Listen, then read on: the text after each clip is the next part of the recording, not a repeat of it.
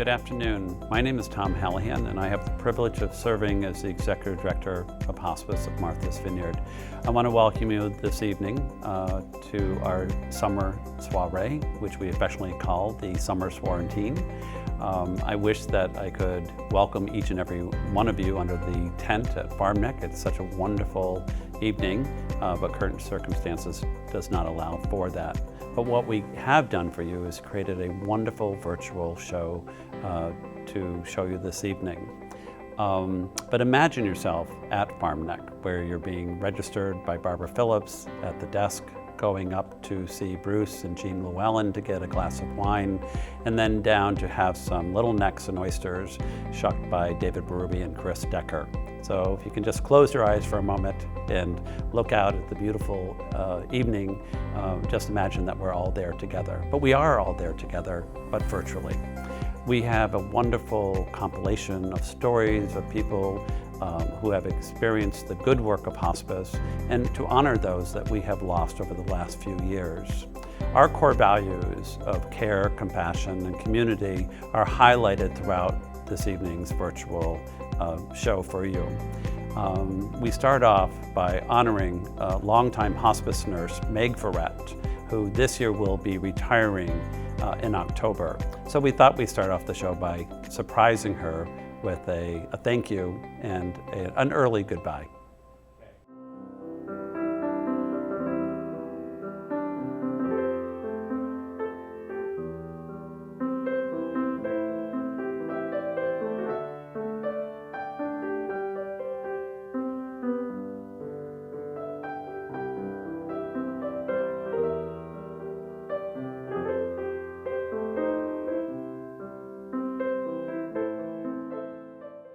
We are ready to go. Okay, John.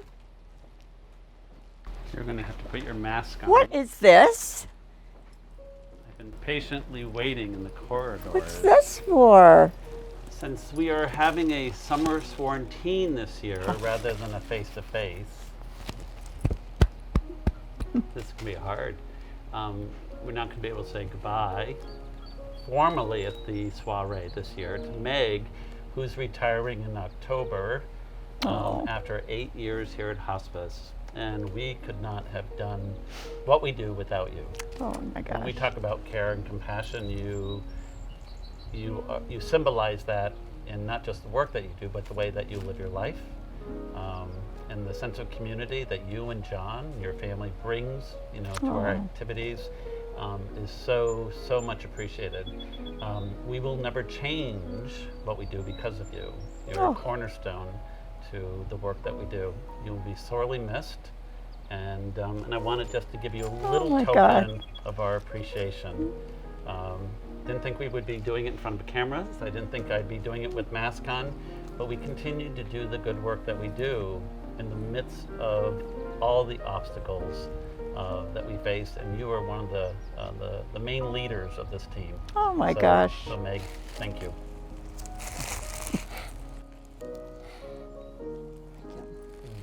Thank you. It's been a privilege and an honor to do this work and to work with this team, to work with such amazing, dedicated, committed people. Are there for each other no matter what, offer support, which is a huge help.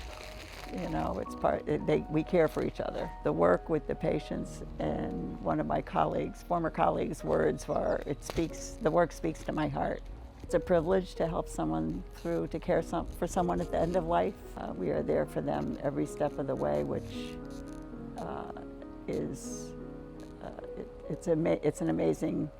it's just amazing work. We will miss you. I'll miss you. Aw.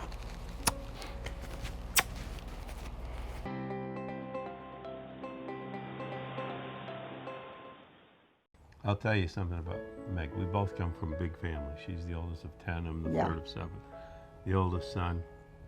And we have big extended families all over the place. And the big joke is you never have to worry if Meg's at the head of the line. She has an impact where she lets everybody, she worries about everybody else first. So I always say that I get more than I give. I know. You say that Always all the time. say that because it's true. Yeah. It's absolutely true. When people say, "Oh, you must do that. How can you do that? Oh my gosh, you must be so sad all the time."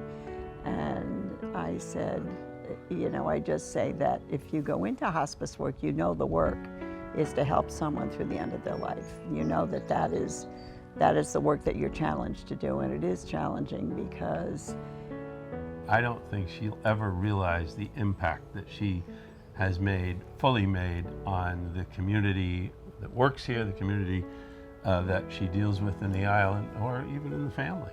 She just, she doesn't, it's like you're missing that I gene. I have it, and we could do a transplant, but she doesn't. The impact that she makes so is nice. kind of, well, it's true. She's not doing it, it's not like some kind of an act. She's always like, oh my God, what are they talking about? You kind of do it. I think it was being the oldest of 10 children and 6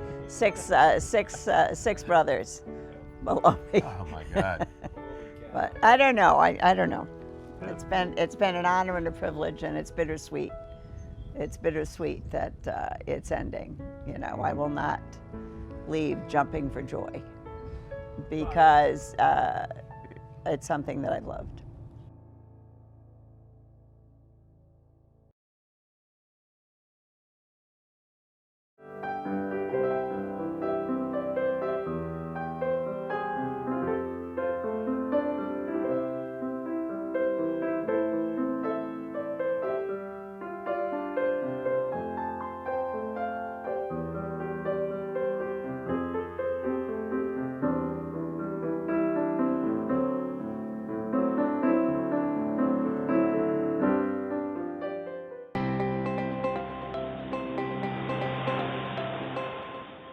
We can take all of those things out and we can just send you back to Martha's Vineyard and let you enjoy your friends and family in the summertime.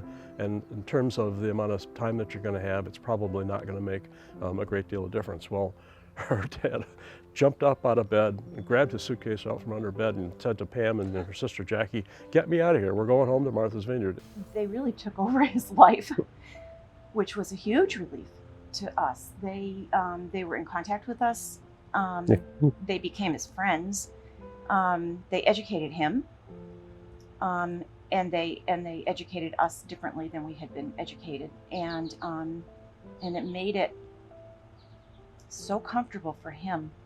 I don't want to say he was looking forward to it, but he was really ready. I had a suit, a summer suit that I didn't wear anymore, and he had intended to be cremated. And so we brought it down one day sometime in the summertime, and it was a 3-piece suit, and it was a hot, humid day like this, and he was in his house in some shorts and an undershirt or something like that, and he said, okay, he was going to put the suit on over his shorts just to see what he was going to look like after he died and before he was cremated, because he intended to be, he was cremated in that suit. And we have a picture of him still with this big smile on his face and in this 3-piece suit that he was going to wear to be cremated in. All the nurses at the hospital who were taking care of him knew him and knew my mother, because my mother had been a nurse and worked there. And his physician had ordered a range of medication to help him, and the nurses wouldn't give him what he really needed because they knew him and they felt uncomfortable hastening his death, I think. And but he needed it and we knew it. And the hospice nurse went out and talked to them and encouraged them to use the full amount of what the physician had ordered, which was a huge relief. It wasn't us. It was hospice who helped those nurses get over their bridge so that they could help my father. She just sat on his bedside and just assessed the situation immediately. She'd known him over the whole time of his illness, and she just picked up his hand and looked at his face, and he did turn to her, and his eyebrows went up. He recognized her voice, and she just started talking to him very calmly about, it was okay to let go, that Una was waiting and that Rita was waiting, and that he had fought the good fight, and it was okay for him to let go and to step over I wrote a letter to the newspaper afterwards, thanking Hospice and thanking them for helping him to live and then helping him to die. Yeah. They're so educated but kind, and everybody needs to have the ability to have people from Hospice assist them in this worst time of life.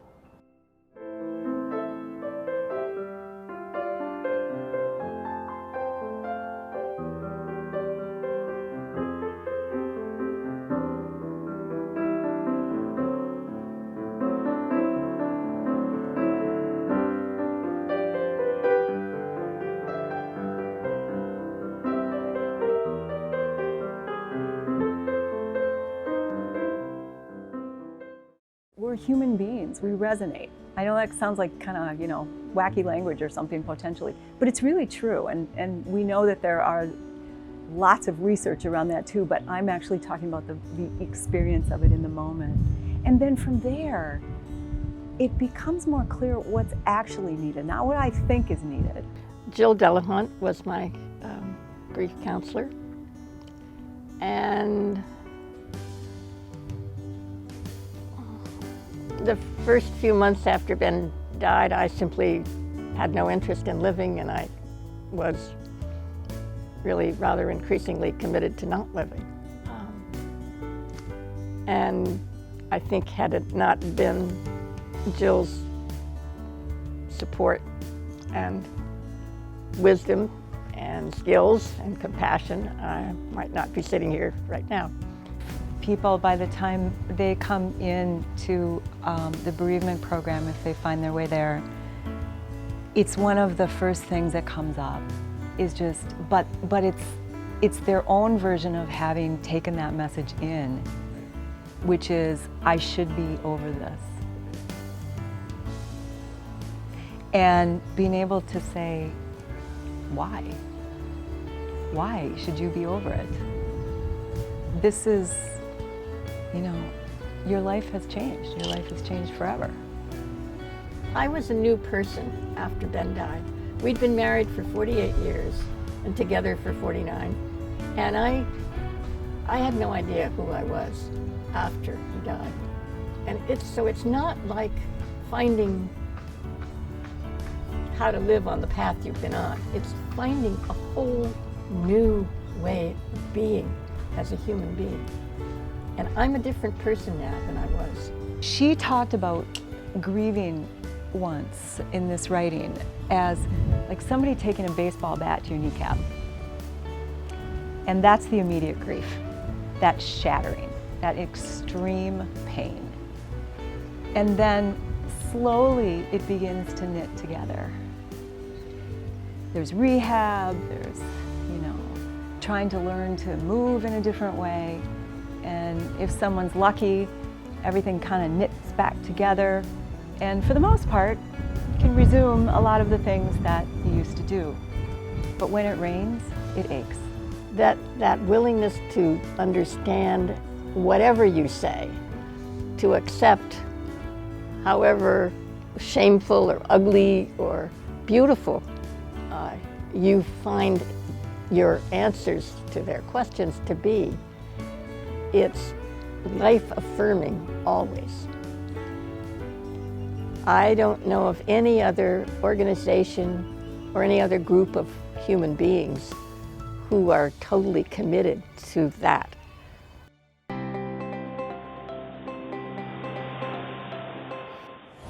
We're really trying to diversify our workforce so that it really reflects our community, and that we are able to really be the island's resource for end of life. And to do that, we really have to have a workforce that resembles our island community.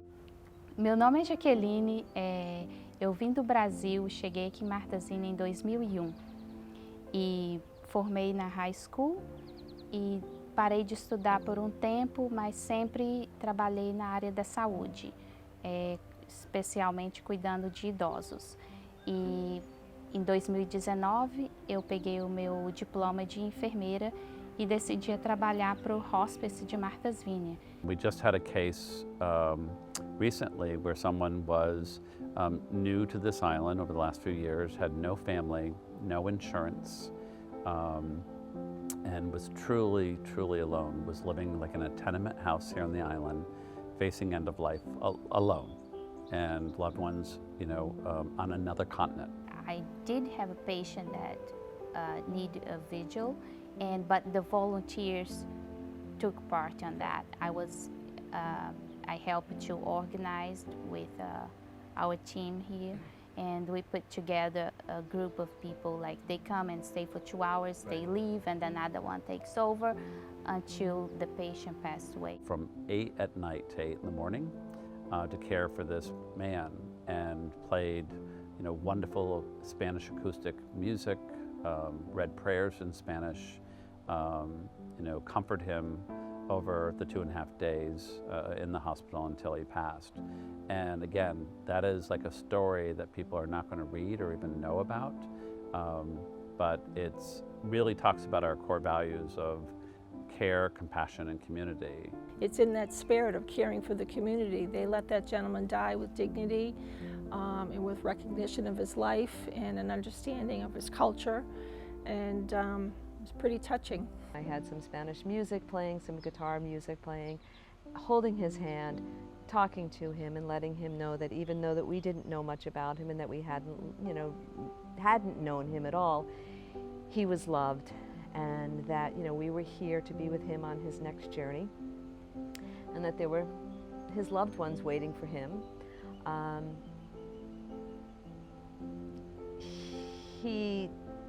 I told him how strong his fingers and hands looked, and I'm sure that whatever he had done in his life, he had been a master at it. Just by looking at it, he looked like he had, you know, craftsman's hands, and just letting him know that it was okay. Whatever who you are, where you come from, it doesn't matter. We are here to help. They are here to help.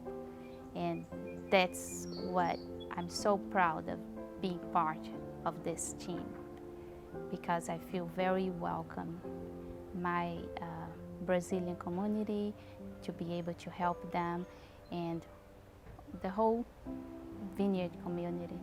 It's really nice to be part of that.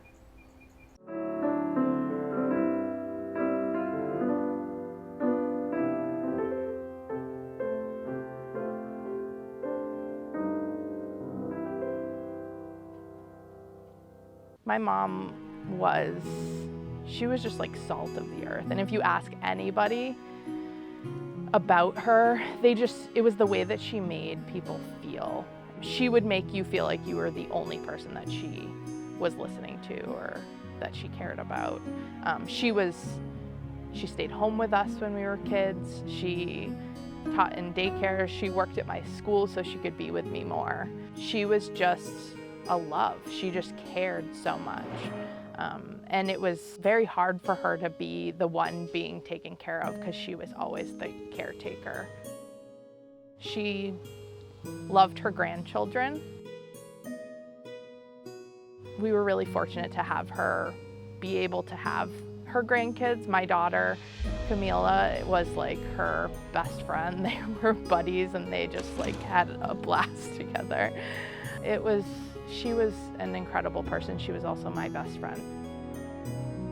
I didn't have a lot of like super close friends, but she was the person I would call every single day.